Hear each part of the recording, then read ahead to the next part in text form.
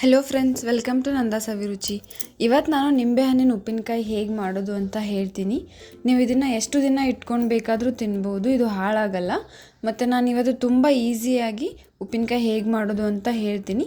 First time ಕೂಡ ಮಾಡೋವರೆಗೂ ಇದು ತುಂಬ ಚೆನ್ನಾಗಿ ಬರುತ್ತೆ. ಬನ್ನಿ ಈಗ ಹೇಗೆ ಮಾಡೋದು ಮತ್ತು ಏನೇನು ಇಂಗ್ರೀಡಿಯೆಂಟ್ಸ್ ಬೇಕು ನೋಡೋಣ. ಮೊದಲಿಗೆ ನಾನಿಲ್ಲಿ ಒಂದು 20 ನಿಂಬೆಹಣ್ಣನ್ನು ತೊಗೊಂಡಿದ್ದೀನಿ. ಒಂದು ನಿಂಬೆಹಣ್ಣಲ್ಲಿ 8 ಭಾಗ ಮಾಡಿ ಕಟ್ ಮಾಡಿ ತೊಗೊಂಡಿದ್ದೀನಿ. ಆಮೇಲೆ ಅರ್ಧ ಕಪ್ಪು ಕೆಂಪು ಮಸಾಲೆ ಖಾರ ತೊಗೊಂಡಿದ್ದೀನಿ. ನೀವು ಬೇಕಿದ್ದರೆ ಕೆಂಪು ಅಚ್ಚ ಖಾರದ ಪುಡಿನೂ ತೊಗೋಬೋದು. ಆಮೇಲೆ 2 ಕಪ್ ಸಕ್ಕರೆ ತೊಗೊಂಡಿದ್ದೀನಿ. ಆಮೇಲೆ 1 ಕಪ್ ಉಪ್ಪು ತೊಗೊಂಡಿದ್ದೀನಿ.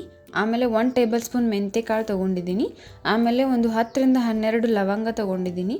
ಆಮೇಲೆ 2 ಏಲಕ್ಕಿ ತೊಗೊಂಡಿದ್ದೀನಿ. ಮತ್ತು 2 ಟೇಬಲ್ ಸ್ಪೂನ್ ಸಾಸಿವೆ ತೊಗೊಂಡಿದ್ದೀನಿ. ಮತ್ತು 2 ಟೇಬಲ್ ಸ್ಪೂನ್ ಹಿಂಗು ತೊಗೊಂಡಿದ್ದೀನಿ. ಆಮೇಲೆ 1/4 ಕಪ್ ಅಡುಗೆ ಎಣ್ಣೆ ತೊಗೊಂಡಿದ್ದೀನಿ. ಬನ್ನಿ ಈಗ ಇದನ್ನು ಹೇಗೆ ಮಾಡೋದು ಅಂತ ನೋಡೋಣ. ಮೊದಲಿಗೆ ಕಟ್ ಮಾಡಿರೋ ನಿಂಬೆಹಣ್ಣಿನ ಪಾತ್ರೆಗೆ ಉಪ್ಪು ಹಾಕ್ಕೊಳ್ತಿದ್ದೀನಿ.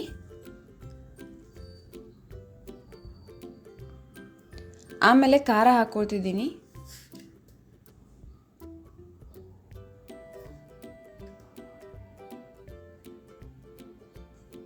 ಆಮೇಲೆ ಸಕ್ಕರೆ ಹಾಕ್ಕೊಳ್ತಿದ್ದೀನಿ.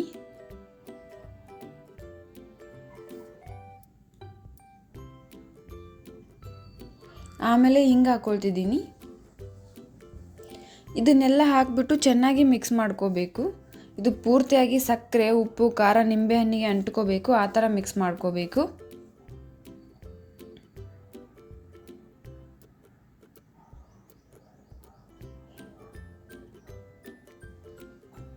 ನೋಡಿ, ಈ ಥರ ಮಿಕ್ಸ್ ಮಾಡ್ಕೋಬೇಕು.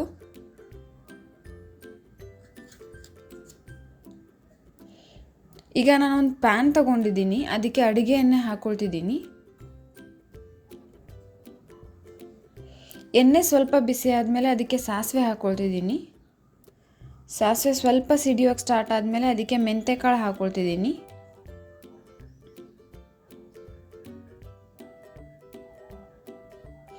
ಆಮೇಲೆ ಲವಂಗ ಮತ್ತು ಏಲಕ್ಕಿ ಹಾಕ್ಕೊಳ್ತಿದ್ದೀನಿ. ಇದನ್ನೆಲ್ಲ ಹಾಕ್ಕೊಂಡು ಸ್ವಲ್ಪ ಫ್ರೈ ಮಾಡ್ಕೋಬೇಕು. ಈ ಥರ ಮಿಕ್ಸ್ ಮಾಡ್ತಾ ಮಾಡ್ತಾ ಫ್ರೈ ಮಾಡ್ಕೋಬೇಕು. ಆಮೇಲೆ ನಾನಿಲ್ಲಿ ಕರಿಬೇವು ಹೆಸರು ಹಾಕ್ಕೊಳ್ತಿದ್ದೀನಿ. ಇದು ನಿಮಗೆ ಆಪ್ಷನಲ್, ಬೇಡ ಅಂದರೆ ಸ್ಕಿಪ್ ಮಾಡ್ಕೋಬೋದು. ಇದು ಹಾಕಿದರೆ ಸ್ವಲ್ಪ ಸ್ಮೆಲ್ ಚೆನ್ನಾಗಿ ಬರುತ್ತೆ.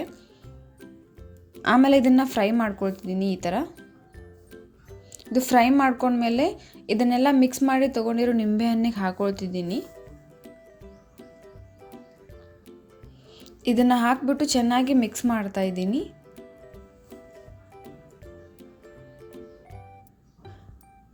ಎಣ್ಣೆ, ಸಾಸಿವೆ ಇದೆಲ್ಲ ಚೆನ್ನಾಗಿ ಹರಡ್ಕೋಬೇಕು. ಆ ಥರ ಮಿಕ್ಸ್ ಮಾಡ್ಕೋಬೇಕು.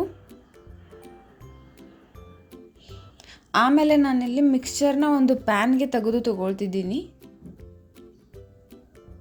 ಇವಾಗ ಇದನ್ನು ಬಿಸಿ ಮಾಡೋಕ್ಕೆ ಇಟ್ಕೋಬೇಕು. ಅದಕ್ಕೆ ಈ ಥರ ಒಂದು ಪ್ಯಾನ್ ತೊಗೊಂಡಿದ್ದೀನಿ. ಅದರಲ್ಲಿ ಹಾಕ್ಕೊಳ್ತಿದ್ದೀನಿ.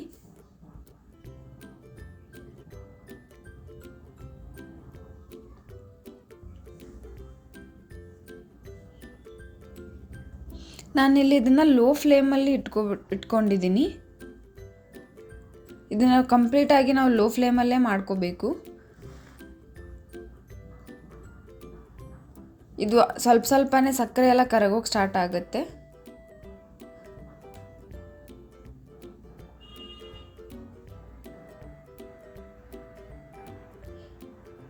ನೋಡಿ, ಈ ಥರ ಸಕ್ಕರೆ ಎಲ್ಲ ಕರಗೋಗುತ್ತೆ. ಇದು ಸಕ್ಕರೆ ಎಲ್ಲ ಕರಗಿದ ಮೇಲೆ ನಾವು ಇದನ್ನು ತೆಗಿಬಹುದು.